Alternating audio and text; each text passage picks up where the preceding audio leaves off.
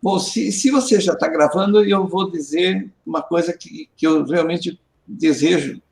É um agradecimento especial ao professor Regis Varão, que me possibilita, né, falar sobre um professor muito especial que o Brasil teve, um professor de matemática. Né? E a oportunidade de divulgar a obra dele, para mim, é um momento muito feliz, muito especial. E, então, agradeço principalmente ao professor Regis e também ao professor Rafael, que possibilitou que eu conseguisse gravar a minha voz aí, porque se depender da tecnologia que eu conheço, não vai gravar nada. Obrigado. Já vamos aproveitar essa frase do senhor como a vinheta e começando aqui, eu sou o professor Regis Varão e esses que vocês ouviram é um convidado muito especial, a qual eu e o Rafael temos a honra de receber. Uma vez eu já pensei em fazer um vídeo sobre o Malbataan lá no Fantástico Mundo Matemática, no YouTube. Bom, mas aí tinha que preparar e tal. E acho que agora caiu como uma luva, a gente trouxe alguém que sabe tudo sobre o Malbataan. Rafael, quem que está aqui com a gente hoje? Bom, primeiramente, bom dia, boa tarde, boa noite, dependendo da hora que você estiver escutando esse podcast. Hoje com a gente aqui tem um convidado super especial, uma pessoa fantástica. O nome dele é Sérgio Lorenzato, professor ali na Faculdade de Educação na Unicamp. Ele é um professor que tem experiência com ensino de matemática, aprendizagem matemática, educação infantil, formação de professores e muita experiência em tudo que tem ligação com o ensino de matemática. E acho que já deu uma introdução aí pra gente, né? Hoje a gente chamou ele para falar aqui sobre Malbataan. E Sérgio, se você quiser falar alguma coisa sobre você, se apresentar um pouquinho melhor pra gente também. Eu não sei falar muito a meu respeito, porque eu já perdi o fio da meada. Com esses 62 anos de magistério, eu misturo muito as coisas. Né? Mas tem, sim, nessa trajetória, um momento muito especial que se relaciona com o de hoje. Que quando eu tinha 22 anos, conheci Malbataan pessoalmente. Ele foi dar um curso em São Carlos, e meu pai insistia que eu deveria ouvir esse mestre, e eu fui não em consideração ao professor, mas sim ao meu pai. E ele mostrou algumas coisas bem diferentes do que usualmente se fazia em sala de aula na época, e eu, com 2 anos de experiência apenas, eu fiquei muito confuso. O que eu faria? O tempo passou, e hoje, para mim, é um privilégio poder falar sobre esse mestre, que foi realmente um ícone, um precursor da educação matemática brasileira. Pena que no Brasil as coisas em educação demoram muito tempo para serem avaliadas, consideradas e adotadas. Mas, falando de mim, é isso aí. Tive sorte também, né, de encontrar orientadores no meu mestrado, no meu doutorado e principalmente no meu pós-doutorado no Canadá, que aí foi vital, e acho que devo muito aos outros. Né? Aliás, eu acho que foi Newton que falou, né, que ele tinha conseguido realizar algumas coisas que perguntaram aonde, como que ele tinha feito, e ele disse que ele tinha se apoiado em mestres anteriores a ele. Né? De gigantes. Né? Isso, me apoiei no ombro de gigantes. Né? Isso aí. Mas é isso aí. O importante é o que nós vamos poder, com esse programa, deixar para que outros que virão poderão ponderar se essas coisas que nós vamos deixar serão ou não úteis a eles na sala de aula. Eu desejo muito que sim, que a resposta seja sim, porque nossa educação, matemática, está precisando, sim.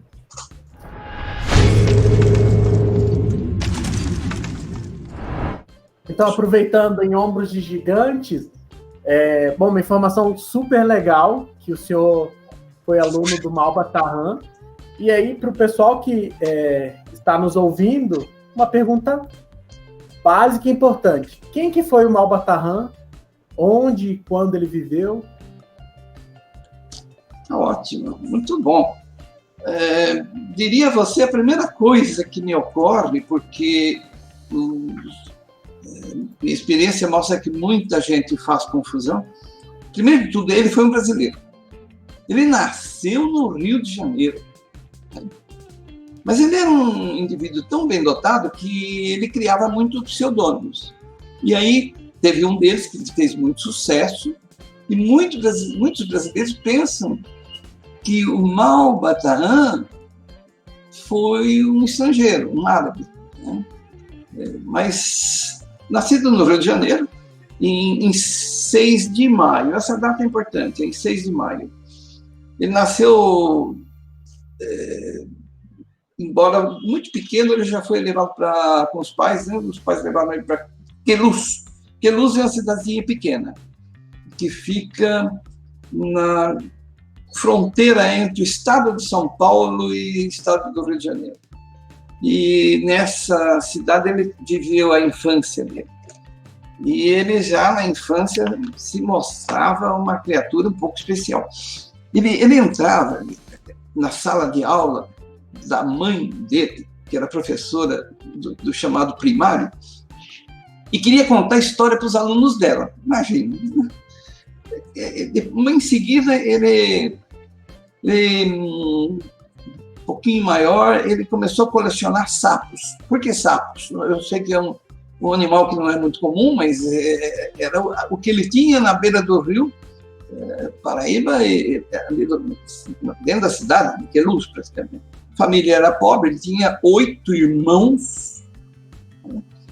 E viviam só do salário da mãe. O pai ganhava muito pouco também. Enfim. Mas aos 11 anos ele já criou o primeiro pseudônimo, era o Salomão IV. Ele escreveu uma página, ele escreveu uma página que era o que ele podia fazer na época, né? Mas ele não se identificava, ele põe o nome do Salomão IV. E essa história começa assim, e eu podia dizer a você, depois de vários pseudônimos, ele usou o pseudônimo que ele criou, Malba Tahan. O Tahan é T-A-H-A-N. T-A-H-A-N. Com esse ele ficou célebre, né? Porque ele escreveu um livro que vendeu muito, mas vendeu muito. E daí que muita gente faz confusão. Mas quem é que era essa pessoa, afinal de contas? Era o Júlio César de Melo e Souza. Júlio César de Melo e Souza. Como ele mesmo disse para mim, note que o meu nome tem sempre 5 letras, né? O Júlio, o César, Melo tem 2 L's e Souza. Né? Souza com Z, enfim. Ele gostava de números, ele brincava com números e gostava muito dos números primos, inclusive. Bom, ele, quando aos 11 a 12 anos, ele foi levado para o Rio de Janeiro para fazer um curso chamado ginasial, na época ginasial, colégio militar. Depois, olha bem, ele foi aluno do Colégio Pedro II. Para vocês terem ideia do que significava ser aluno no Colégio Pedro II, devo dizer o seguinte: uma boa parte do tempo em que eu fui professor, nós não tínhamos propostas curriculares, nós só tínhamos livros didáticos para seguir. E é curioso, porque o Ministério da Educação existia, mas não tinha proposta curricular. Então, todos seguiam, inclusive os autores de livros didáticos, eles escreviam assim na contracapa: este livro segue o programa oficial do Colégio Pedro II. Quer dizer, é um colégio tão importante no Brasil, na história da educação no Brasil, que isso já referendava, né, o livro didático. Então, em 1909, esse Malbatana já era aluno lá no Colégio Pedro II e quis o destino, né, que ele, Malbatana, se tornasse professor desse colégio. Bom, para quem teve esse prazer de ser aluno numa instituição e anos depois ser professor dessa instituição, sabe que isso é uma dádiva, isso é muito significativo. Essa história continua até o dia que ele resolveu escrever um conto para ser publicado no jornal no Rio de Janeiro, e meses depois esse conto não era publicado, continuava lá em cima da mesa do autoria-chefe do jornal, e ele então resolveu fazer que nem ele teve a ideia lá com Salomão IV.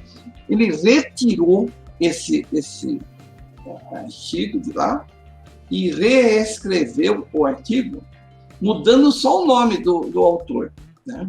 Que agora ele tinha posto o nome de um autor norte-americano que não existia, essa pessoa não existia. E ele foi publicado logo na mesma semana. E ele disse assim: é assim? Então eu vou escrever agora com pseudônimo, não vou escrever com o nome brasileiro, né? E isso valeu a ele bastante publicação durante uns 15 anos, até que ele foi descoberto. E agora um detalhe importante, para quem conhece a história da matemática, livros didáticos, Malbatana foi colega, lá no Pedro II, de um indivíduo chamado Euclides Roxo. Euclides Roxo foi está bem na moda, eu vou dizer, um Maradona, né? Um Pelé, né? Sobre matemática para o curso colegial, secundário, enfim, o que vem antes da universidade. Porque ele não cometia erros de matemática, então o livro era muito bom. Mas, só para completar, o Malbatana foi também professor e foi catedrático, né, da chamada Escola Normal, né, que era a preparação para professores do ensino fundamental. E foi catedrático na Universidade do Brasil também. Bom, eu fiz um resuminho assim, muito rápido, mas foi uma pessoa assim, de muito sucesso, enfim, bastante sucesso, realmente. Acho que, como pessoa, ele foi especial. Ele sempre foi especial. Em casa, no trabalho, principalmente. E é bom que se diga ainda o seguinte: nessa época em que ele viveu, ele não tinha ônibus, ele não tinha automóvel, ele não tinha computador, internet, não tinha telefone, tinha telégrafo e tinha uma maquininha pequena de escrever. Quer dizer, isso...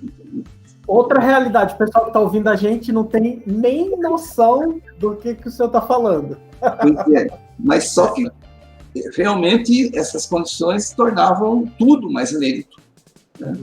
Ele ia de trem do Rio de Janeiro até São Carlos, ele viajou um dia inteiro para ir, um dia inteiro para voltar. Então, quando eu dei o curso que eu fiz na cidade de São Carlos, um curso de quase 20 dias, ele passou as férias de julho lá praticamente. Mas era um indivíduo que acreditava.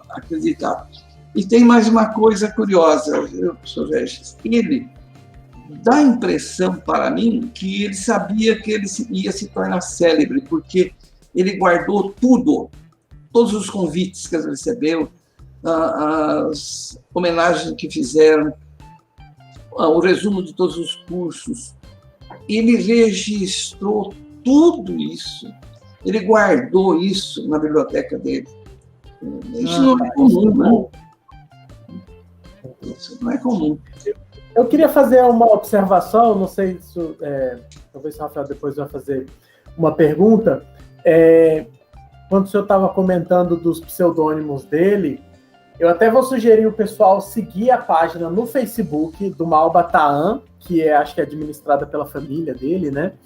E esses dias atrás encontraram a identidade do Malba Tahan, e eles postaram lá, e inclusive, se eu não me engano, comenta que, sei lá, é uma das poucas carteiras de identidade, ou a única que se conhece, sei lá, em que tem um espaço para apelido, né? Alguma coisa assim, o pseudônimo, e aí tá lá. Então tem o nome dele e tem lá o pseudônimo Malba Tahan. Então, caso alguém nunca tenha visto uma carteira de identidade que tem um pseudônimo, acessa lá o Facebook do Malba Tahan e dá uma procurada. Bem legal.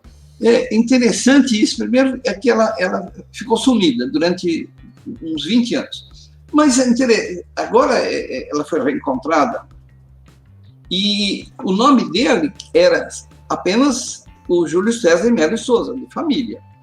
Mas ele fez tanto sucesso que o presidente da República, na época, Getúlio Vargas, permitiu incorporar o Malba Tahan no nome oficial. Então, essa carteira de identidade já foi expedida com o nome oficial dele, que hoje em dia, se você falar Malba Tahan, não é mais apelido, é o próprio nome dele. Né? Então, legal. Ele passou a ter agora Júlio César de Melo Souza Malba Tahan. Isso é para poucos. É para poucos. Exatamente. Acho que tem um gancho aqui que eu posso dizer, porque alguém vai me perguntar, e se não for você mesmo, professor Vélez. Bom, por que você frisou que ele nasceu no dia 6 de maio? Eu frisei por causa do seguinte. No Rio de Janeiro, começou um movimento via prefeitura, os professores da prefeitura do Rio. E isso se alastrou para São Paulo e foi para Brasília. A ideia de consagrar o dia 6 de maio, que é o dia que Malba Tahan nasceu, como o Dia Nacional da Matemática. Esse processo tramitou durante 12 anos, entre papéis daqui, papéis de lá, até que, em 26 de junho de 2013, a presidente da época, Dilma Rousseff, um pouco assustada com os movimentos de rua que aconteceram no Rio de Janeiro, principalmente, sobre política, ela assinou, provavelmente sem ver, muita coisa lá, porque foi numa semana que desembocou um monte de processo que estava parado lá entre a Câmara e a Presidência da República. E a Lei 12.835 de 2013, 12.835, consagrou, instituiu o dia 6 de maio, a data 6 de maio, como o Dia Nacional da Matemática no Brasil. Isso tem sido, sim, comemorado em muitas escolas. Eu tenho comprovantes de que isto já foi comemorado em muitas escolas do Brasil. Isso ainda precisa ser mais divulgado, evidentemente. Mas temos, então, o único país das Américas que tem um Dia Nacional da Matemática, Brasil. Aí é um dia genuinamente brasileiro, né? É o Dia da Matemática genuinamente brasileiro. Exatamente, isso mesmo. Graças a ele. Olha, eu achei o Malba Tahan, o Pinês, já um indivíduo excepcional. Depois de estudando a obra dele, eu tive certeza absoluta. Foi muito bem. Ele foi honrado com esse título e acho que é merecido, sinceramente. O senhor sabe quem que encampou para que o dia 6 de maio fosse o Dia Nacional da Matemática? Foi a família? Você sabe de onde que veio? Veio, sim, originalmente da Prefeitura Municipal do Rio de Janeiro, da cidade do Rio de Janeiro. Né? Tá. E aí, lógico que eles fizeram contato com deputados. Uhum. E como essa história demorou 12 a 13 anos para terminar essa história aí de papelada, vários deputados não foram reeleitos, dentre esses que encabeçaram, que estavam cuidando desse projeto. E foi trocando. E eu já estava muito desanimado, porque 12 anos, e festejando, a gente festejava nas escolas, o 6 de maio. Então, praticamente, eles referendaram aquilo que de fato já vinha acontecendo. Mas eu estou fazendo agora injustiça à deputada que conseguiu, teve a última da fila que conseguiu. Eu fico te devendo essa informação, porque eu acho que é justa também. Não, era mais para saber um pouco de onde que veio, né? Tá. Acho que está plenamente respondido já. Gostaria que tivesse partido da Unicamp, mas não partiu. Partiu, sim, das professoras do Rio de Janeiro. E até é compreensível isso pelo seguinte: ele viveu no Rio de Janeiro, né? Ele era carioca, ele tem muitos laços, todos os irmãos, no Rio de Janeiro. E, inclusive, o irmão mais novo trabalhou no Ministério da Educação também, anos depois. Quer dizer, ele tinha um lastro que vinha de lá. Então, acho que o terreno mais fértil, acho que seria lá mesmo, como realmente aconteceu. Acho que falei demais sobre a pessoa dele, né? Porque, na verdade, a pergunta que fica no ar agora é o seguinte: espera um pouquinho, mas o que ele fez? Eu queria puxar um tópico sobre isso. Primeiro, eu queria comentar que o Dia Nacional da Matemática eu fiquei conhecendo quando eu entrei na Unicamp, né? Que eu vi todos os trabalhos que o pessoal da FE faz, o grupo... Acho que você pode me complementar, professor. Eu não lembro qual é o grupo, acho que é o SEMPEN, né? Que tem uma ligação bem forte com o Malba Tahan. Sim, você tem razão. Eu posso aumentar qualquer coisa aí sobre isso já. Mas diga, você observou que, em outras palavras, você me falou que você foi estudante durante muitos anos em várias escolas, mas só conheceu o 6 de maio como Dia Nacional lá dentro da Unicamp, não é isso? Exatamente, conheci dentro da Unicamp. E eu gostei porque eu entrei na Unicamp em 2016, então já um tempo depois que a lei foi sancionada. Mas uma coisa que eu percebi muito é que mesmo dentro da Unicamp, na região, várias escolas estão trazendo isso também, né?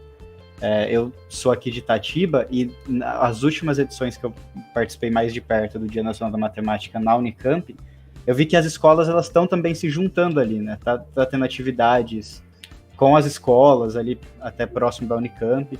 Então, eu acho que é bem legal esse crescimento que está acontecendo. Eu consigo ver, de certa forma, um crescimento nessa identidade desse dia. Você tem razão. Isso que você disse é o retrato da realidade. Primeiro que é lento, né? Essa propagação é lenta. Segundo que nós, pela Faculdade de Educação, nós tentamos bastante trabalhar no 6 de maio e fazemos do 6 de maio um dia especial de comemoração. Então, na semana que cai o 6 de maio, nós fazemos reuniões com professores, damos cursos, sorteamos livros e propomos eventos para que eles reproduzam isso nas escolas deles. Quer dizer, é um trabalho que tem que ser feito durante vários anos para poder chegar à sala de aula, né? Porque o professor não ganha nada mais do que o salário dele fazendo ou não fazendo isso. Então, sempre tem essa pergunta. Você, então, tem que encantar, né, alguns professores, como o Malba Tahan encantou alguns poucos professores de todos que ele deu o curso. Mas eu vou voltar ao que você falou sem empenho. Eu vou voltar a esse assunto, porque o SEMPEN, eu e mais 2 professores fundamos isso em 1800 e não sei quanto, eu já perdi o número. E com o passar dos anos, o SEMPEN se subdividiu em outros grupos, e hoje nós temos o GPMAI, que é o Grupo de Estudos e Pesquisa em Educação Matemática, para os anos iniciais, por isso que é AI, o GPMAI. Professor, só para quem está escutando a gente, o que é SEMPEN? É o Centro de Estudos e Memória do Ensino da Matemática. Fica na Faculdade de Educação, que o Rafael falou, FE, na Faculdade de Educação da Unicamp, não é isso? Isso mesmo. E hoje ele como eu falei, ele se subdividiu, e hoje nós temos vários subgrupos, e o GPMAI é que ficou mais atuante com relação à divulgação do Malba-Tahan. E eu vou voltar a esse assunto na hora que nós falarmos sobre o acervo, porque o Malba-Tahan tem um acervo enorme. Aonde está esse acervo? Deixa a pergunta no ar. Eu queria puxar uma pergunta que eu acho que muita gente que ouve o nome de Malba-Tahan acaba associando com isso, e foi como eu conheci Malba-Tahan também, que é sobre o homem que calculava. Eu acho que eu sinto que essa é a obra mais conhecida dele, né? E eu particularmente gosto muito porque eu vejo que é uma obra de divulgação matemática que ela consegue fascinar, né, quem lê. Você não precisa saber matemática para ler, você consegue ler, entender e ficar fascinado com aquilo. E eu queria que você comentasse um pouquinho assim, o que você pode falar sobre essa obra pra gente? Mas você me deu uma oportunidade enorme, porque eu assino embaixo o que você falou, né? Quem tiver coragem de ler esse livro vai ficar fascinado. É bom avisar antes, se você não quer se fascinar, não leia. Né? Mas é muito entusiasmador. Eu vou começar por uma ponta que pode parecer que não tem muita relação. A nossa Academia Brasileira de Letras, laureou o Malba-Tahan 2 vezes, uma delas por ter escrito esse livro. Quer dizer, começo agora não mais falando dele e do próprio livro, o livro nós vamos falar já. Mas se a Associação Brasileira a Academia Brasileira de Letras decidiu publicamente, e faz isso raramente, né, laurear uma pessoa por causa de um livro, o livro deve ser muito especial na literatura brasileira, né? E como se não bastasse isso que eu acabei de dizer, eu vou dizer sobre um indivíduo chamado Monteiro Lobato, que também dispensa apresentações, como a própria academia. Ele diz o seguinte sobre essa obra que você mencionou, hein, que eu ainda não comentei. Hein? Olha o que o Monteiro Lobato opinou.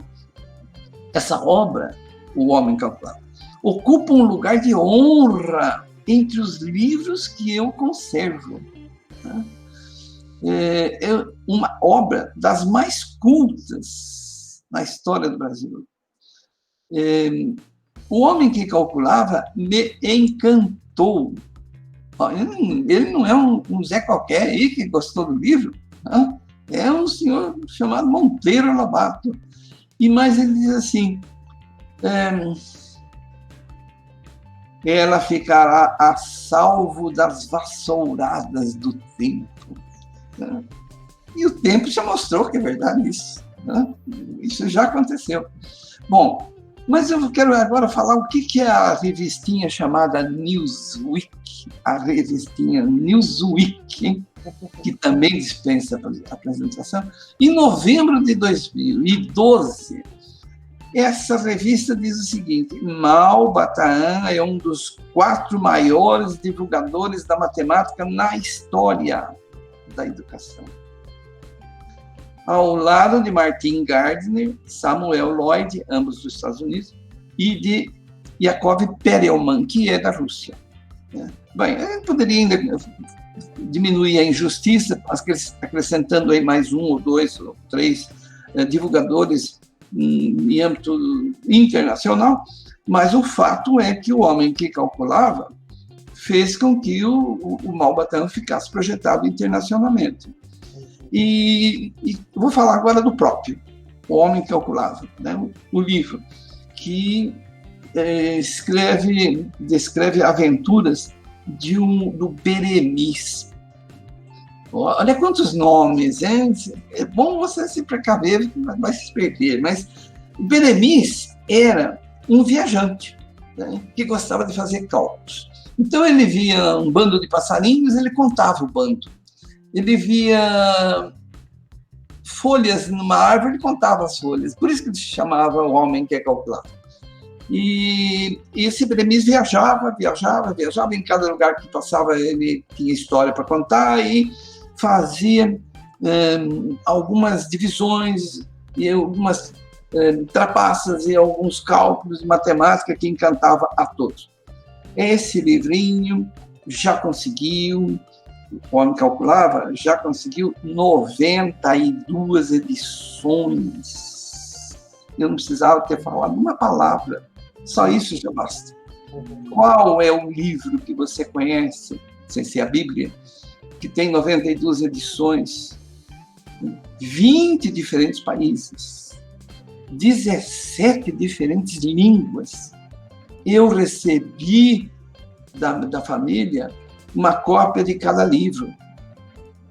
Eu tenho em vários, que eu não entendo uma página, em turco, em coreano, em chinês, em croata, e alguns deles até eu me estranhei, depois que entendi, é que o livro começa do fim para o começo, segundo a minha maneira brasileira de ver. O brasileiro começa da esquerda para a direita. Bem, enfim, eu acho que eu já devo ter dado alguns parâmetros para que os nossos ouvintes percebam o seguinte: mas esse livro é um livro excepcional. E ele sobre o quê? Sobre o ensino de matemática, sobre histórias para você usar dentro da sala de aula. Eu acabei de contar para vocês uma coisa que me deixa muito preocupado. Nós temos material, nós temos propostas, mas elas não chegam na sala de aula. Fecha parênteses, preocupante.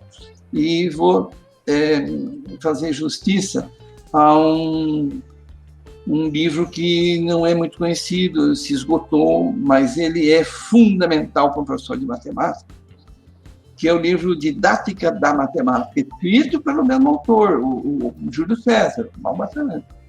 Didática da Matemática. Sabe por que ele é? Ele é especial pelo conteúdo, que ele falava sobre coisas que naquela época não eram comuns, e hoje em dia nós temos muito daquilo colocado dentro da sala de aula, pelo menos nos cursos para os professores. Esse livro a gente não consegue encontrar mais? Olha, eu acho que só em sebos. Nossa, que pena. Mas então isso aí significa, sinceramente, professor Regis, que precisamos pensar seriamente em divulgar, porque o conteúdo que está lá é fora de série. Ele, como ele foi um precursor, ele falou as coisas antes da hora, vamos dizer assim.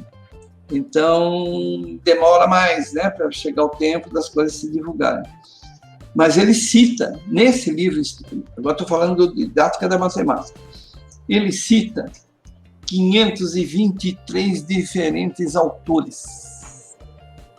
Eu gostaria que cada um que estivesse nos ouvindo pensasse o seguinte: qual é o livro que cita 523 autores diferentes?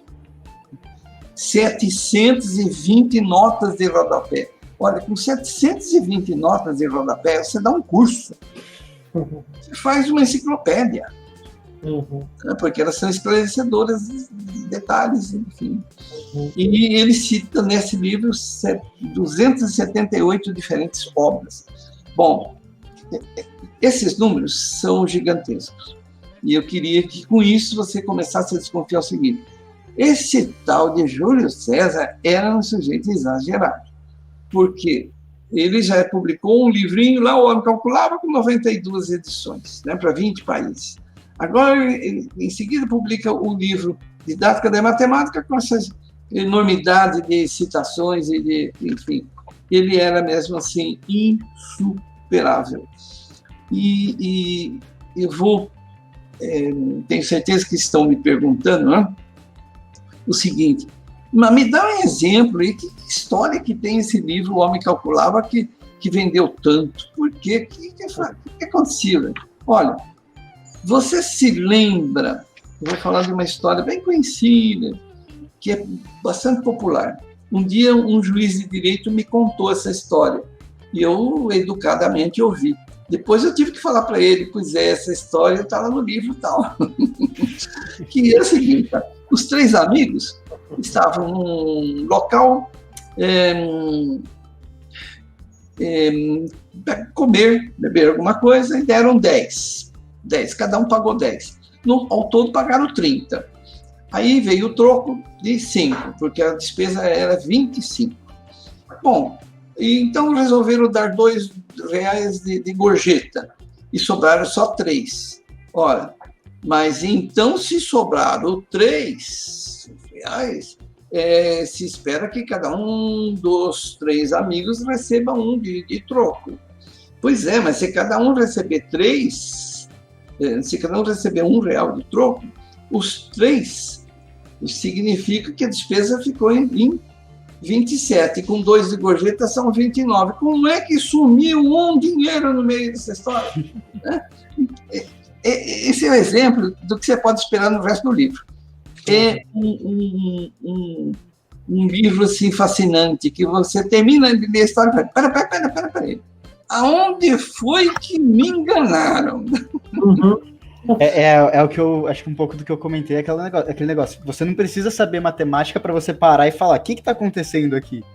Não. E aí você volta e você quer ler de novo e tentar entender o que está acontecendo aqui. E não contente, você vai lá e lê de novo. Mas o que está acontecendo aqui ainda? Viu, Rafael? Eu sugiro que você, em vez de estudar matemática, você consiga dois amigos, vão até um bar e façam essa história. Né? Paguem. Aí vocês vão falar assim: nossa, sumiu um dinheiro. Como assim?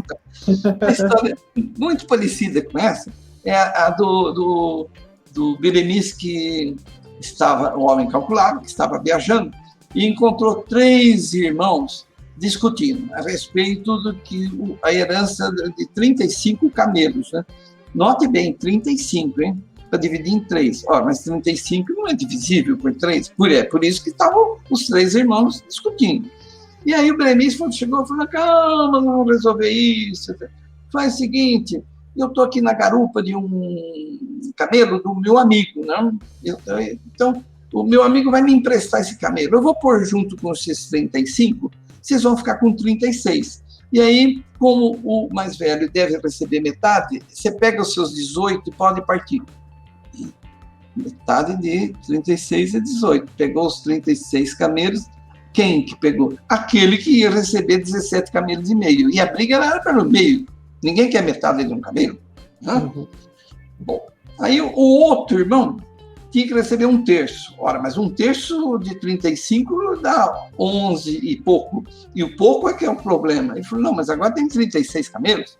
Você divide o 36 pelo 3, você passa a receber não 11, mas 12 camelos. Ele pegou os 12 camelos e saiu depressa e largou o problema para o mais novo. E o mais novo tinha que receber 3 camelos, porque era um nono. O pai decidiu isso. É metade da herança para o mais velho, 1/3 para o meio e 1/9 para o filho mais novo. Pois é. E ele não queria receber 1/3. Mas quando ele percebe, 1/9 do 36 dá 4.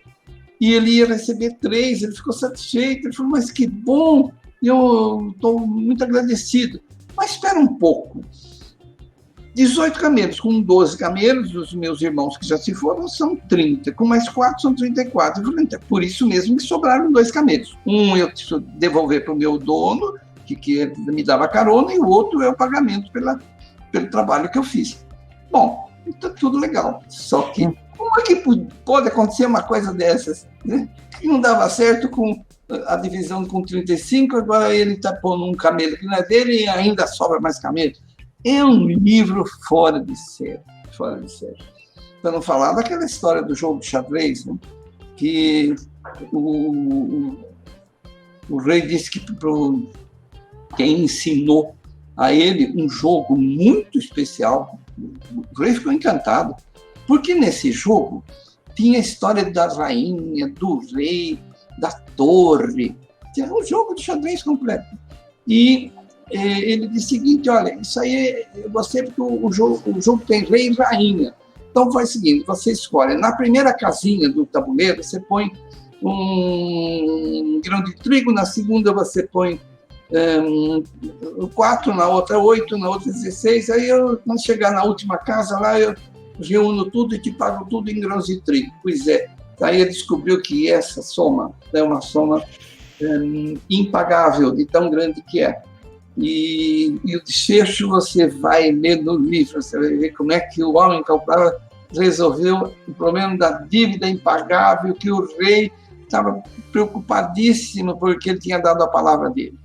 Enfim, espero que tenha feito a propaganda dos livros, né? Não era esse o interesse. O interesse é o homem que reúne tudo isso em uma linguagem elementar.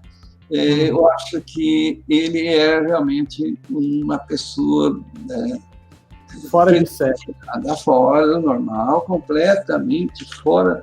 Ele sabia o que ele estava fazendo, mesmo porque ele era professor de matemática, né? Então, e conhecido, respeitado, né? Enfim. E eu acho que, assim, pra gente aqui, no canal, no Fantástico Mundo Matemático, nesse mundo que a gente está vivendo aqui, que é a divulgação matemática, é exatamente isso que a gente tenta fazer, né? Eu me espelho um pouco no Malbatarran nesse sentido que eu tenho vontade de tentar fazer isso, né? De conseguir trazer a matemática para essa linguagem simples, para essa linguagem atrativa, né? Que quem leia não vai ficar com aquela sensação da matemática que a gente vê na escola, que é cansativa, que é ficar trocando X por Y e ficar fazendo conta, mas que é uma matemática divertida, atrativa e legal, né? Que a gente lê e se sente bem lendo, que não vai ser uma coisa cansativa. Uhum. Ele combatia muito essa coisa cansativa, ele chamava isso aí de algebrismo, né? Isso detona toda a matemática, ela tem que ser alegre, não pode ser desse jeito. Não, eu ia aproveitar que o Sérgio comentou, então, dessa visão do Malbatarran, da imagem dessa matemática cansativa, e a gente falou muito dessa obra de divulgação dele, mas a gente comentou do Didática Matemática, e ele produziu muito mais do que divulgação só, ele foi um pensador da educação. E o que você pode falar para a gente dessa ideia dele, dessas obras voltadas para a educação, o que ele combatia na educação, quais eram as ideias dele? O Rafael, olha, o pessoal vai achar que nós andamos combinando as coisas, porque é o seguinte, eu estava doido que alguém me perguntasse sobre isso aí, o que ele combatia. Sabe por quê? Porque o que ele combatia, está claro, é simples, ele nunca escondeu, ele foi aberto. Mas a maneira pela qual ele combatia foi inédita, avassaladora, né? Então, vamos nos colocar, todos nós aqui, quem está falando, quem está ouvindo, todos nós, professores interessados no ensino matemático. Você imaginou abrir um jornal? O jornal era o meio de comunicação forte na época, hein? E ler o seguinte: isso, meu caro colega, é uma baboseira. Eu quero dizer que aquele professor que até agora apresentava as coisas assim mirabolantes e que mereceram prêmios e tal, ele sabia ser contundente também quando ele queria, né? Uma baboseira numérica. E aí ele dizia o seguinte: onde se viu colocar um problema para crianças do seguinte tipo: quantos algarismos eu empregarei para escrever todos os números entre 411 até 183.944, né? E ele ficava possesso quando ele via uma coisa dessa. Então, o que ele fazia? Ele citava o autor, citava o exame, a escola que tinha posto esse problema para as crianças. Olha, e ainda dava esse nome: é uma baboseira, né? Então, mas eu queria citar aqui um outro exemplo que ele falou e que, pessoalmente, eu gosto muito. É o seguinte: é um intemperante enunciado para esgatanhar a matemática e confundir o aluno. Eu falei, que será que mereceu esse título? O Malbataan pondo isso no jornal contra algum colega, algum exame, algum livro. E aí ele tem razão. Olha por que ele tem razão. Olha o problema que algum professor de matemática colocou em exame, coisa parecida. 1.200 litros de chumbo. Você já se chocou? Litros de chumbo? Que unidade de medida para chumbo? Uhum. 1.200 litros de chumbo com 7.800.000 centímetros cúbicos de algodão. Pronto, misturou chumbo com algodão, coitada da criança. E mais 500 quilogramas de água destilada. Quantos quilolitros pesam? Uma tem razão. Uhum. Um problema irreal, né? Absurdo, né? E ele disse que é só para esgatanhar a matemática e confundir o aluno. Tá certo, né? O último exemplo que eu vou gastar a sua atenção, porque isso mostra claramente que ele entrou para ganhar a guerra, né? Ele chamava, o que eu vou mostrar agora, ele chamou de imbecilidade. Olha que pesado. Quem é que faz a imbecilidade? Imbecil. Só que ele dava o nome embaixo ele punha o nome do professor, da escola, do exame que foi aplicada essa imbecilidade, que é a seguinte. Tem barraqueiro esse Malbataan, hein? É um amigo, muito amigo. Mas o problema é o seguinte, olha só. Dona Rosinha comprou 5 milésimos de tonelada de manteiga. É o pessoal dos meios da internet. Nem precisaria mais, mas Dona Rosinha comprou 5 milésimos de tonelada de manteiga a 6 cruzeiros. Cada meio hectograma. Quanto gastou? Então, ele tinha razão, porque desse jeito todos podem querer odiar ou precisar odiar a matemática, porque não tem, é muita conta para fazer, né? E que ele chamava isso de algebrismo, né? Eu tenho muitos exemplos, tirei do livro Didática da Matemática, que ele publicou tudo isso, né? E ele nunca deixou de citar os nomes. Quer dizer, para ganhar... O senhor comentando essa reclamação dele desse algebrismo, bom, não tenho tanto conhecimento sobre o Malbataan, mas me lembra... Bom, me veio à mente aqui um pouco do Felix Klein. Eu não me lembro agora, eu teria que dar uma olhada num livro que ele tem, que ele reclama algo um pouco nessa direção, Felix Klein. Até dei uma olhada aqui para ver certinho. Ele é um pouco mais velho que... Bom, ele é mais velho que o Malbataan, e ele reclama, às vezes, desse formalismo da matemática, uma coisa meio assim. Acho que tem até um livro sobre conta, enfim. Não sei se o Malbataan tinha algum conhecimento também, se ele chegou a ler alguma coisa sobre o Felix Klein. Mas, enfim, só uma coisa que eu lembrei aqui.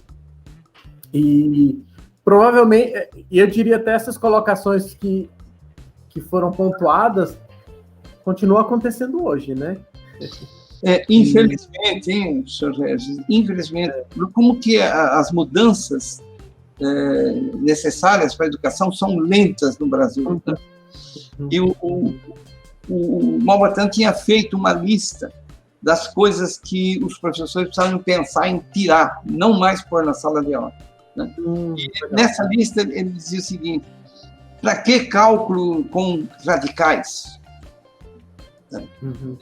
Potenciação de polinômios, relações métricas no quadrado, as demonstrações complicadas de teoremas. Né?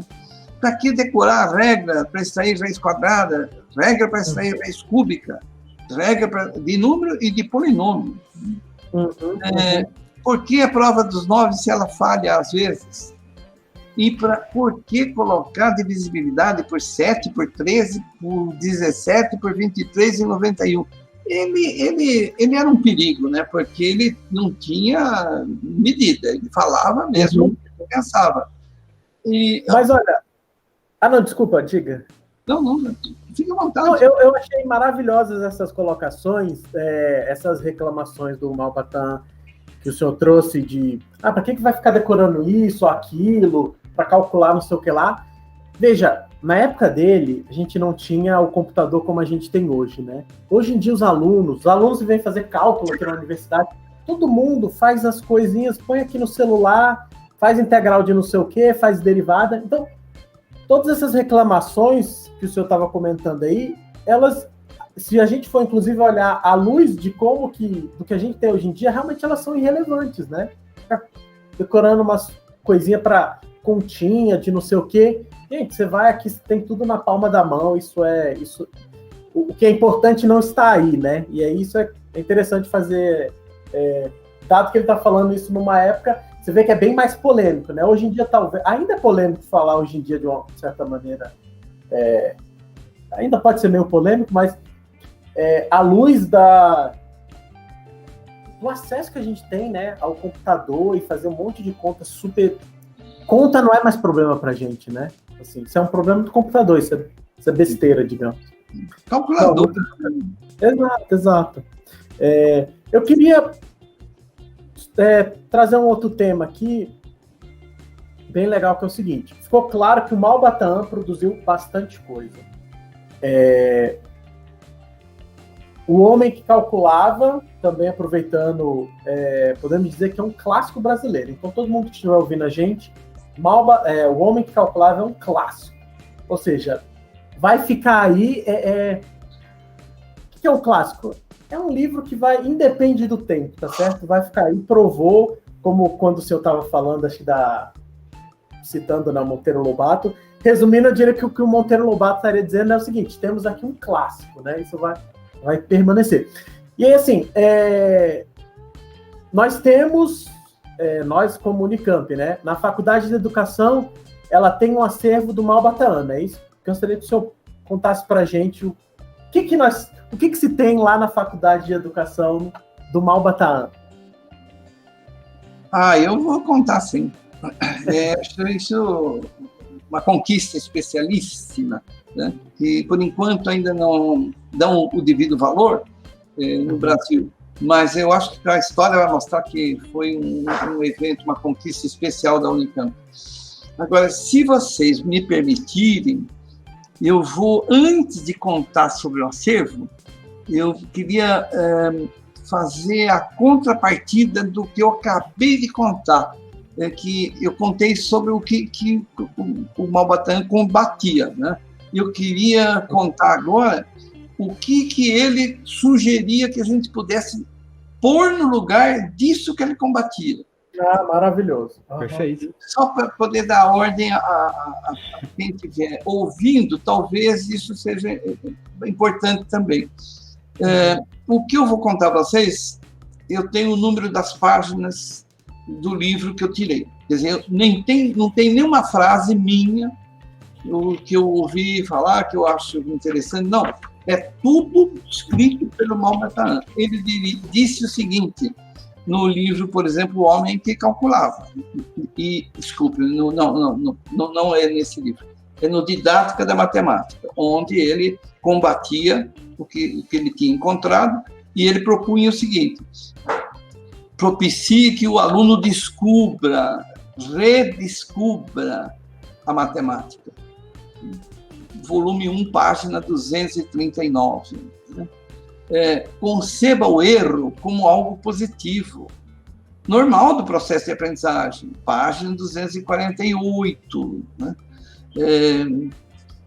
Ou então, página 141, reflita sobre para quem você está ensinando, o que você vai ensinar, e para que você ensina, e como você vai ensinar isso. Né? E na página 151, jogar para aprender ou aprender jogando. Olha, não se esqueçam de que na época que eles falavam e escreveram isso aí, jogo era proibido, só tinha o jogo do bicho escondido. Muita gente foi presa por causa desse jogo, só tinha esse jogo, além do jogo de futebol. Né? Mas levar jogo para a sala de aula, para ensinar matemática, mas esse cara é meio fora de conta. Monte o laboratório de ensino de matemática. E aí ele apresentou 70 sugestões de materiais didáticos. Né? Ele dizia o seguinte: leve para a sala de aula paradoxos, falácias, lendas, desafios, recreações. É preciso tornar a aula muito mais alegre. Leve problemas interessantes. Aonde que estão esses problemas interessantes? No homem que calculava, né? Mas tinha problemas sobre abelhas, sobre inscrição de quadrado em triângulo. E agora vem, talvez assim, não posso dizer que seja um ápice, mas ele era excepcional na arte de contar histórias. Um dia, eu resolvi sair da minha rotina, porque eu tinha aula pela manhã com o Mauatan, e à tarde ele dava um curso para professoras do ensino chamado primário, que eu não dava aula. Mas eu resolvi ir lá à tarde para assistir uma aula dele, para ver se era igual a de metodologia, de didática do ensino da matemática. O auditório estava lotado, tinha gente por todos os palmos que pudesse existir. E ele conseguia imitar os bichos na fala, na postura. Então ele contava a história com o corpo, com a alma, mas ele conseguia hipnotizar todo mundo, a ponto de, quando o curso terminasse, tinha sempre um abaixo-assinado para que ele não fosse embora. Nós não ouvimos falar essa história, né? Não, ao contrário, o professor está doido para que a gente termine a aula. Vou botar ao contrário. Enfim, acho que foi assim, uma pessoa predestinada, uma pessoa diferente, né? Muito diferente. Né? E que, por isso mesmo que ele foi aceito em todos. Ele escreveu para 18 jornais e 8 revistas diferentes. Né? Os avós de hoje talvez se lembrem da revista O Cruzeiro, revista O Tico Tico, Fonfon, né? E ele escrevia para todos esses, porque ele não procurava, não, né? Eram as revistas que procuravam ele. Jornais, 18 jornais, professor Regis. Quem que pode pôr no seu currículo que escreveu para 18 jornais? Né? E ele fundou revistas, né? Lilavati, Alcarismo, Damião. O Damião merece uma observação especial. Sabe por quê? O Damião foi uma revista criada para auxiliar os leprosos. E ele manteve uma ligação muito forte com os asilos de leprosos. Tanto que a esposa dele, a dona Nair, um dia falou para ele o seguinte: eu acho que você tem mais amigos leprosos do que são. Mas ele visitava, ele ajudava. Tanto que assim, tudo dessa revista foi para ajudar os leprosos da época. Ele era uma pessoa que tinha uma alma enorme, viu? Um coração enorme. você me fez uma pergunta. Bom, e o que ele deixou? O que ele deixou? E o que ele deixou está onde? Olha, o que ele... Bom, deixa eu começar pelo começo. Um dia eu estava numa banca examinadora de um mestrado que foi defendido na faculdade em Rio Claro. Já era Unesp nessa época. E, ao término dessa defesa, então, cumprimentamos a nova mestra, né? Foi aprovada, e depois as visitas, etc. E veio a mim um casal e me deu um cartãozinho, né? Com o nome do marido. Eu recebi, li na hora e falei, bom, muito obrigado, né? Mas eu não entendi, porque o nome dele não queria dizer nada. Pensei, acho que, sei lá, o que não deu liga.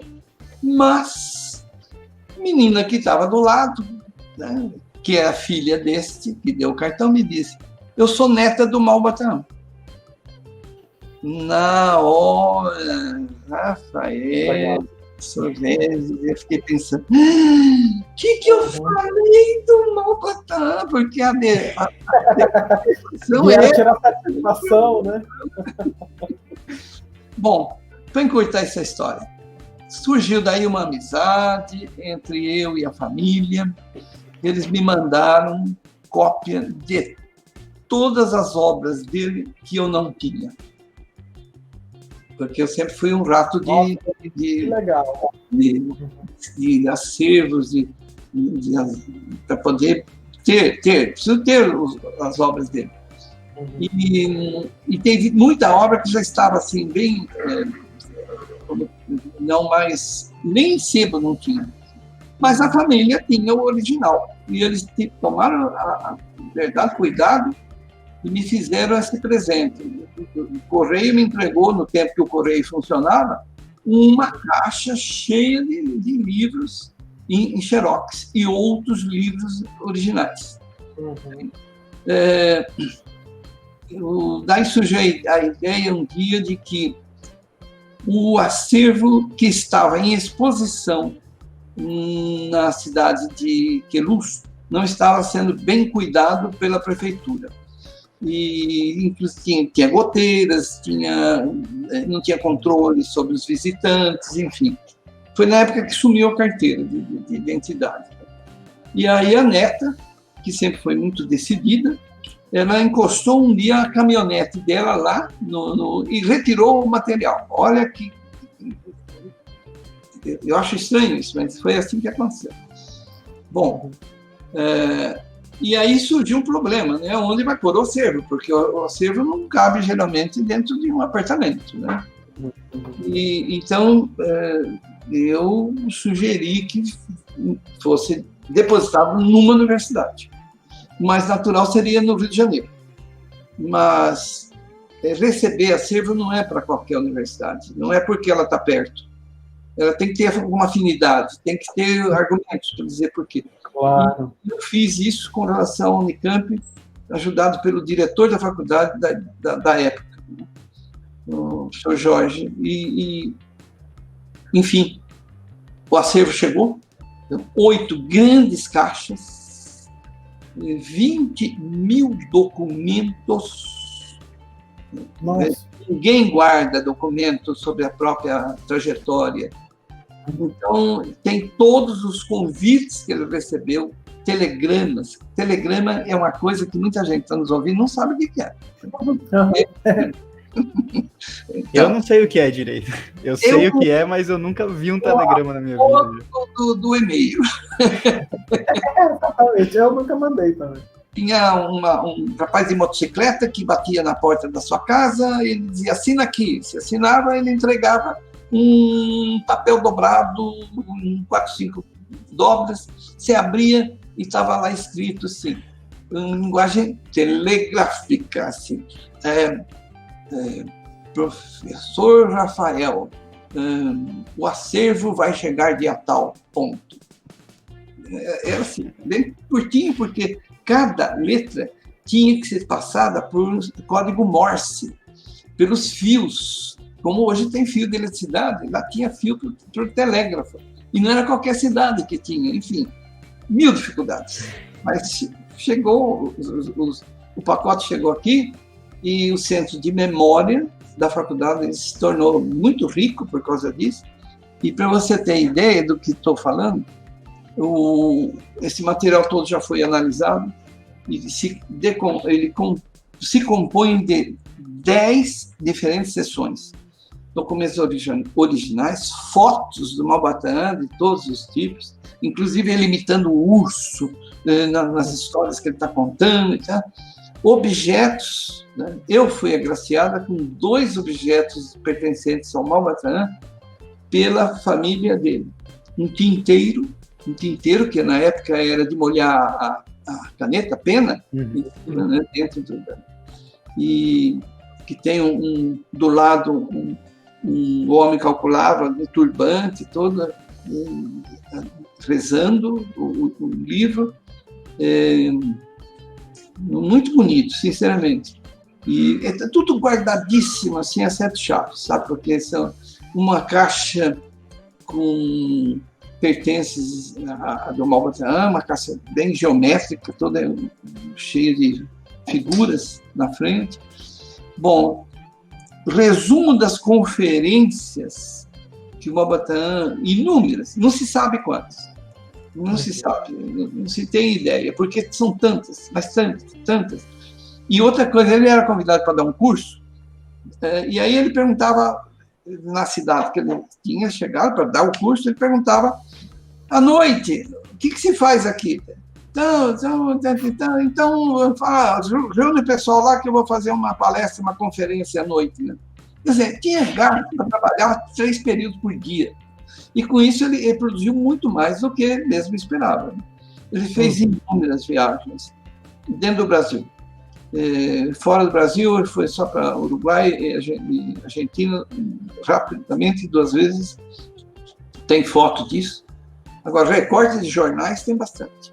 E isso é uma fonte muito rica. Né? Bom, pra vocês terem ideia, só de arquivos, nós temos atualmente, lá na Faculdade de Educação, 4.000 documentos agrupados em 56 cadernos. O que é caderno?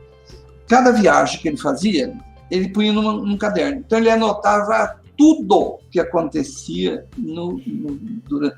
Não me pergunte em que horário, porque eu não consigo, mal dou conta de fazer a live, fazer a gravação, alguma palestra, então, e ele gravava e anotava absolutamente tudo, soluções, comentários, divergências, tudo. Bom, isso tudo tem sido pesquisado, já originaram daí vários mestrados e vários doutorados, né, desse material todo, felizmente. E acho que nós temos bastante coisa aí. Agora, a grande notícia, que ninguém sabe, é que está para chegar mais uma outra parte do acervo. Então, isso é uma notícia... É a família que está enviando também? Sim, porque, olha, eu vou dizer agora, olha o advérbio que eu vou pôr. Felizmente, a família mudou para um lugar mais apertadinho, menor. E não está podendo guardar tudo que já tem. Então, a gente vai ajudar eles a guardar, resumindo, é isso. Isso mesmo. Eu estou muito satisfeito com isso, porque eu acho que, sinceramente, olha, o lugar desse material é no lugar público, um lugar que tem ar-condicionado especial para esse acervo todo, tem um lugar no último andar só para ele, enfim. É uma biblioteca especial e específica para... Sim. Eu não sei se o pessoal que está ouvindo a gente consegue perceber, se não percebe, eu vou deixar claro, assim, extremamente importante esse trabalho de preservar essa nossa história.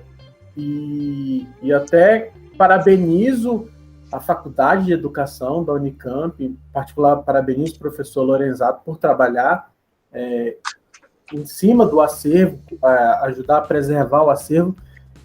Isso é muito importante para a gente, como sociedade, como povo. Eu até queria aproveitar e fazer um comentário. Tem uma... E não é uma crítica que eu vou fazer, é só comentando. Hoje em dia tem bem popular as ideias da Joe Boller de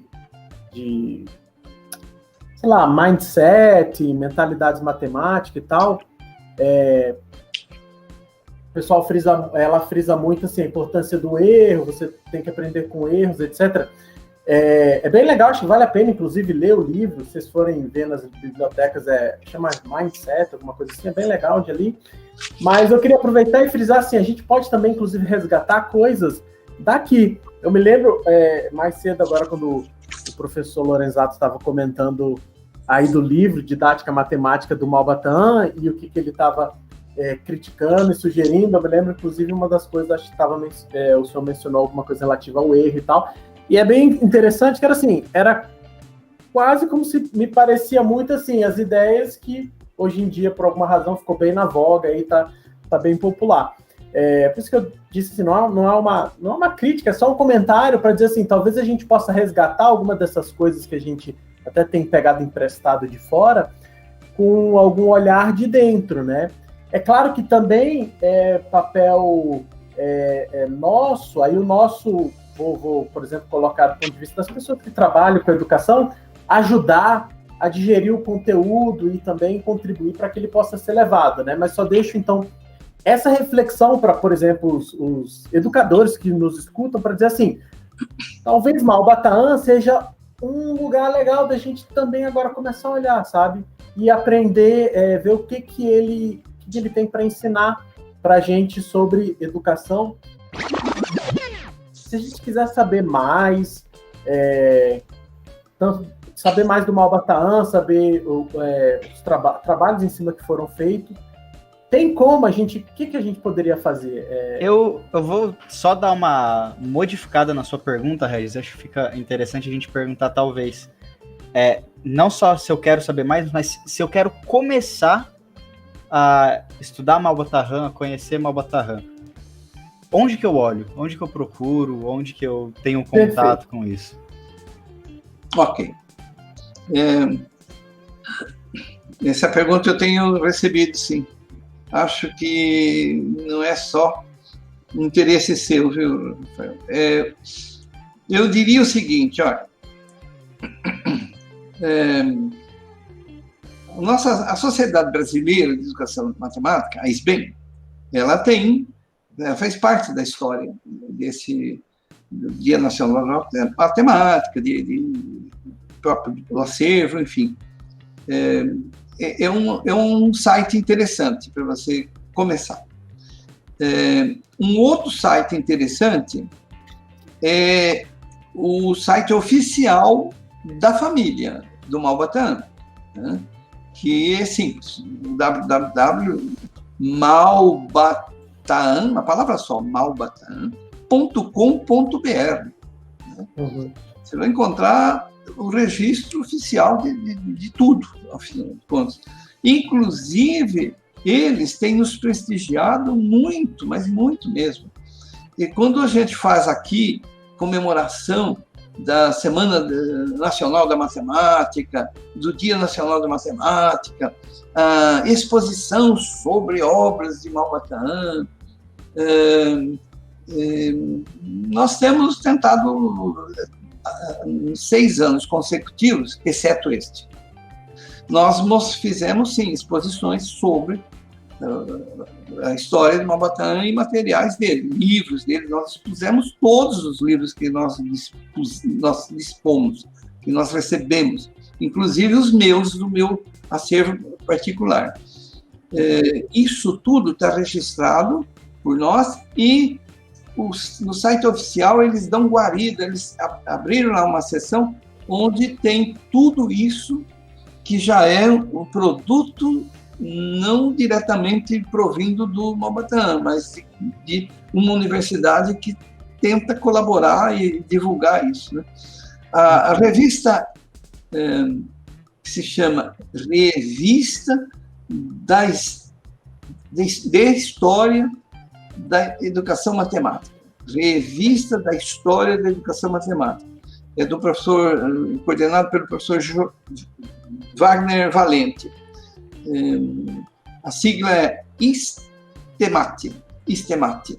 A número 1 nos honrou com um artigo sobre Maubataan, que tem muitas dessas informações que eu passei hoje, estão lá para poderem ser conferidas e deglutidas e debatidas. O nosso grupo atual, ele se chama GPMAI, o grupo que nós trabalhamos. Começamos com 4 professores, olha só, é um grupo de professores, não é um grupo de alunos, de mestrandos, doutorandos, da pós-graduação, não. É um grupo formado por professores de matemática. Aliás, eu só conheço esse grupo, sinceramente. Eu só estou gostaria de conhecer outros. Atualmente, esse grupo tem 40 membros, porque a pandemia ajudou muita gente, agora não tem que pegar carro, pagar asfalto e tal, né? Pode fazer parte, cada um vai colaborar da sua maneira. E esse grupo tem sido responsável pela organização e a realização da divulgação do acervo do Maubataan e da proposta de Maubataan, das obras de Maubataan. O GPMAI está, se você digitar GPMAI, você vai encontrar GEPEMAI.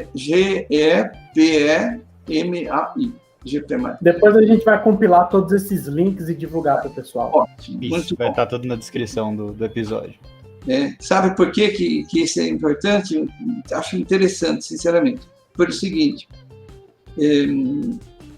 o Maubataan não sabia, em 1958, quando ele deu aula para mim, e eu não sabia também, depois que eu fiz meu mestrado, doutorado, que um dia a gente ia ter a coordenação de um grupo desse, né, que se reunia dentro da Faculdade de Educação e que agora se reúne virtualmente e que percebeu, teve a coragem de executar o seguinte.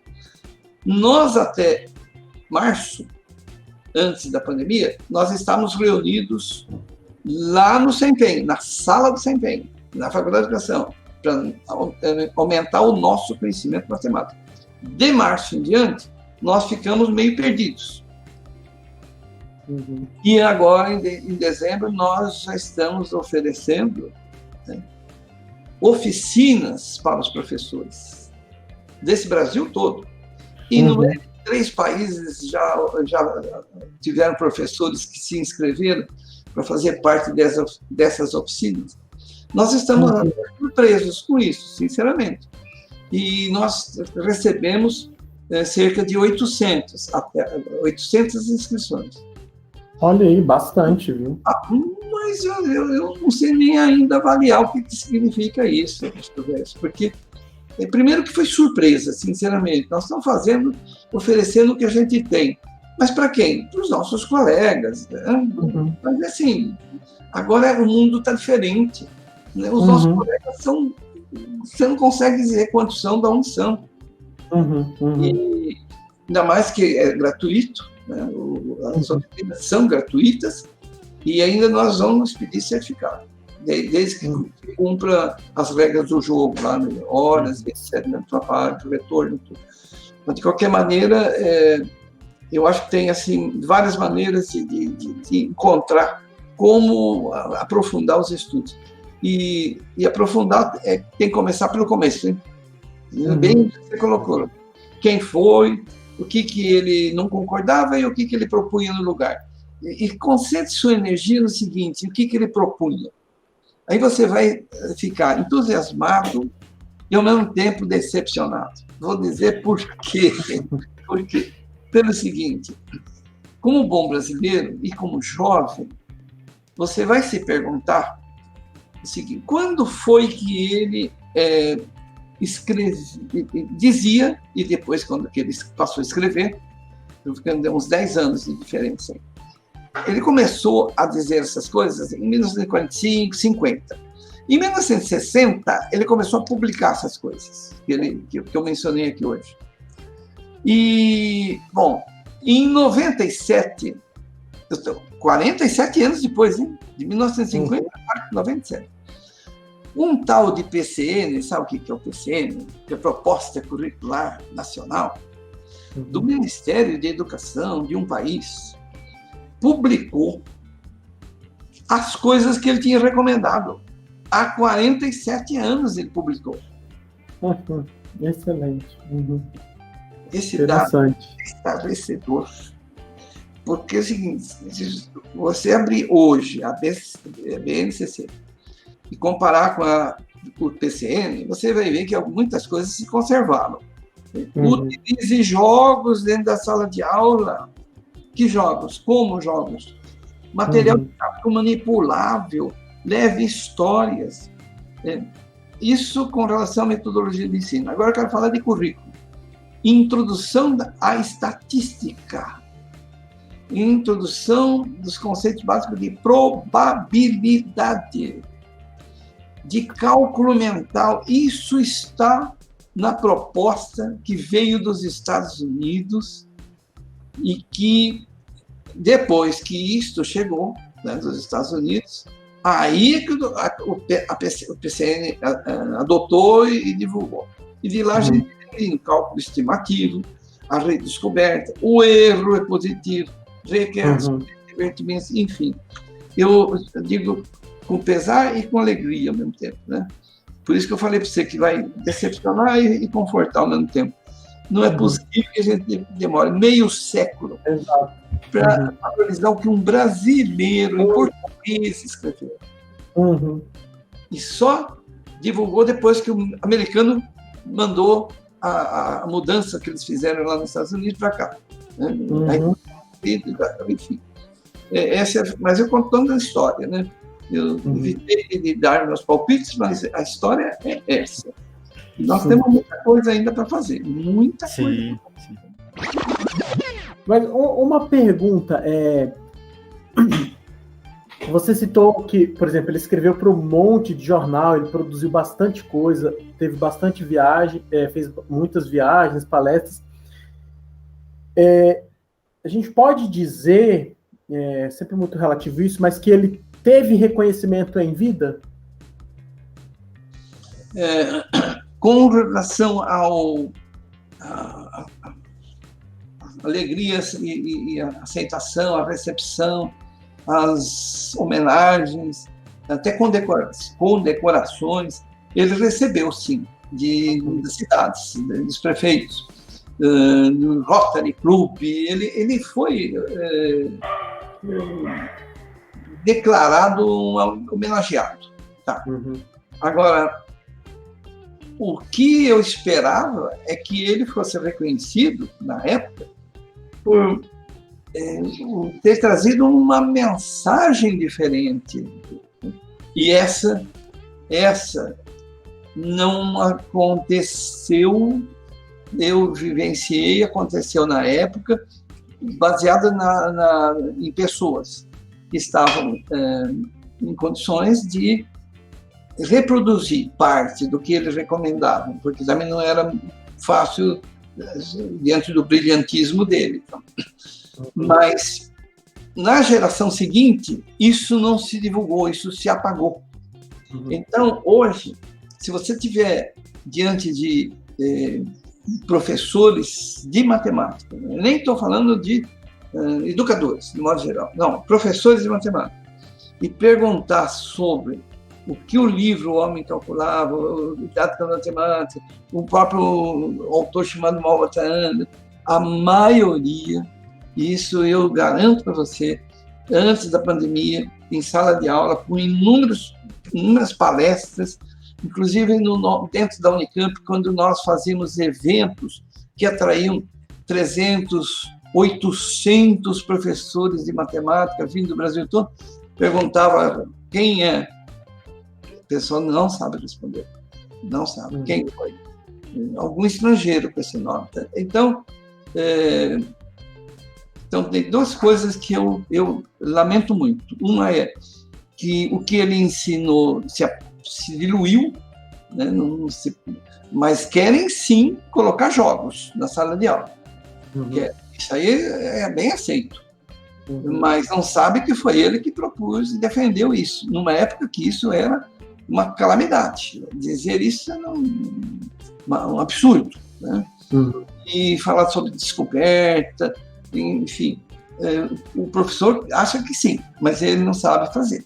Então, nós demos marcha ré, nós retrocedemos. Parece, é um fato até aqui. Daqui para frente é a minha impressão. O que não vier pelo estrangeiro, parece que o brasileiro não aprendeu a dar valor. Não, é legal, acho que até casa um pouco, por coincidência, ter falado sobre lá o livro da Joe Boyler e tal. É isso aí. Bom, gente, então, infelizmente, a gente tem um tempo limitado para conseguir conversar. Acho que tem muito mais coisa que a gente poderia comentar sobre Malba-Tahan, sobre matemática, sobre ensino, que vamos ver se a gente consegue fazer um próximo, né, fazer uma versão 2 do podcast, comentando mais pontos mais específicos que acho que ficaram, que a gente pode aprofundar um pouco mais. Agradeço, professor Sérgio, imensamente pela disponibilidade. Acho que eu, particularmente, 90% que a gente comentou aqui eu não conhecia, não sabia, acho que já foi uma aula para mim, assim, já foi um acréscimo de conhecimento enorme. E eu queria deixar, pensando um pouco nessa última coisa que a gente comentou, de tentar ver o que Malba-Tahan escreveu, que entrou muito depois do que ele publicou, né, nos PCNs, e que foi reconhecido muito tempo depois, muito tardiamente. Eu acho que a gente pode deixar um desafio para a gente e para quem está escutando, de divulgar Malba-Tahan, divulgar a obra dele, divulgar o que ele pensava, e que isso é muito mais do que divulgar só um conhecimento, isso é divulgar também o conhecimento brasileiro, né? O conhecimento de alguém que trabalhou aqui, viveu aqui, sabe da realidade que é aqui, soube da realidade na época, e que fez muita coisa interessante em cima disso. Então, minha palavra final de despedida para os nossos ouvintes é essa, e professor Sérgio, se quiser falar uma palavra final também. Eu quero agradecer a vocês pela oportunidade que vocês me deram. Afinal de contas, falar sobre Malba-Tahan, falar sobre educação matemática, falar sobre o futuro da educação nossa, para mim é um privilégio, né, de ser ouvido. E eu tenho certeza de que essa fala, que pode não ser absorvida em totum, em sua totalidade por todos, mas se ficar alguns recados que pode levar um ou outro a dizer, então isso é brasileiro, isso, eu estava aplicando jogos, mas não sabia isso. Então vá ler sobre Malba-Tahan, você vai encontrar muitas outras coisas curiosas, além das histórias, né? E só de material didático ele tem lá 70 exemplos, né? E muito do que eu tenho feito nas minhas lives este ano foi tirado das inspirações que ele deixou. Então, vejo que de brasileiro para brasileiro, para uma situação brasileira. Acho que, como você, um caro professor que está nos ouvindo, está trabalhando em alguma comunidade sobre ensino matemático, acho que tem muito a ver com tudo que você pode e você procura fazer. Não acha a solução. Está aí. Boa sorte para todos. Espero que vocês usem e abusem das sugestões de Malba-Tahan e não façam, não precisam fazer ou me fazer ouvir e não gostar do que, por exemplo, eu ouvi no encerramento ou na abertura do último encontro internacional sobre educação matemática, uma brilhante palestra feita pelo professor que foi honrado com esse título e apresentou as ideias de Malba-Tahan, mas não falou que era dele. de Malbatã, né? E eu falei para ele isso na saída. Ele simplesmente não tomou conhecimento da minha existência, como se eu fosse um fantasma ali, né? E continuou trabalhando, andando lá. Então, faz parte do jogo. Acho que, enquanto nós, professores, não divulgarmos dentro da sala de aula, isso não tem muito valor. Tem que ser posto em prática. Nós estamos trabalhando bastante para isso, há muitos anos. A Unicamp tem ajudado bastante. Vamos em frente. Boa sorte para todos. Obrigado pela oportunidade. Obrigado, professor. Olha, as palavras de vocês, do professor Lorenzato e do Rafael, eu pensei, vou falar isso. Essencialmente, acho que foi o que vocês falaram. Eu queria fazer a seguinte observação. Fiquei muito feliz com o episódio. Eu fiquei, e percebo até pelas palavras do Rafael, eu fiquei também, inclusive aqui na posição, digamos, no intuito de divulgador de matemática, me senti na obrigação de buscar mais sobre o Malbatã e divulgar, né? E fiquei muito animado com a conversa. E é muito legal ver esse trabalho da Faculdade de Educação. Eu repito, eu não sei se as pessoas que nos escutam percebem a grandiosidade disso e a importância. Isso é muito bacana. Então, achei muito legal, fiquei muito feliz. É uma honra para a gente aqui da Unicamp, né? Agora falando como docente aqui da Unicamp, é uma honra a gente ter esse acervo aqui com a gente, está lá na Faculdade de Educação. E como uma sugestão, aqueles que quiserem saber mais, a gente já comentou por onde, fica a dica, se pelo menos dá uma lida no Homem que Calculava, compra, dá aí para uma criança, para aquele adolescente, você vê que é a pessoa mais interessada em matemática, em ciências, compra, dá, a pessoa vai gostar, vai incentivar e, inclusive, faça observação, é um brasileiro. É um clássico brasileiro esse livro. Então, faço aqui esse encerramento. Agradeço, foi um episódio maravilhoso e é isso. Nos vemos por aí. Tchau.